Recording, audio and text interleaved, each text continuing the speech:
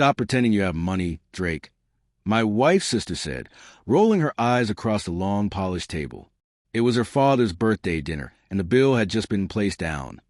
Over $5,000 for the wine, the entrees, the grandeur they loved to flaunt. I handed my black card calmly, ignoring her jab. The waiter returned minutes later, voice tight with apology. I'm sorry, sir. It's been declined. Silence fell for a heartbeat before the eruption. My wife burst out laughing, her mother clutching her pearls, her brothers snickering into their napkins. A chorus of lawyers, each with their perfect suits and sharper tongues, tearing me apart without saying a word. Emily leaned closer, smirking. You should have known better than to try to keep up. I sat there, my face a mask, but inside I was burning. I had never wanted to play their game of appearances. I didn't care about $5,000 dinners or flashy wines. But my wife did. She thrived in their world. The daughter of privilege who had once sworn she loved me because I was different. Somewhere along the way, different had become less. The humiliation clung to me like smoke.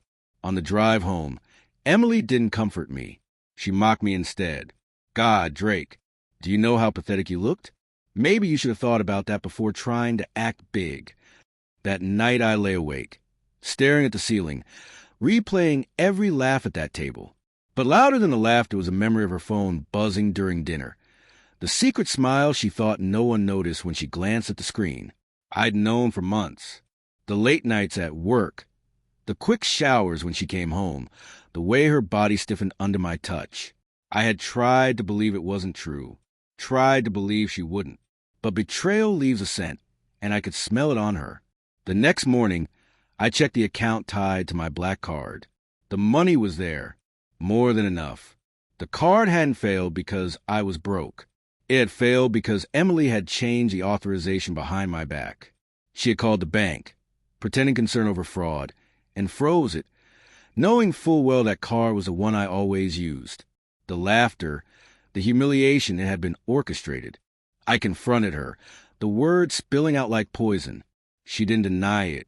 Instead, she looked me dead in the eyes and said, now you know how it feels to be embarrassed. Maybe next time you won't cling to me like some project I should have abandoned. And then she said his name, not as an admission, but as a weapon. David would never embarrass me like that. The world tilted. David, her boss, the man I'd shaken hands with at her firm's Christmas party, the man who had clapped me on the shoulder like a friend while he was already stealing my wife behind my back.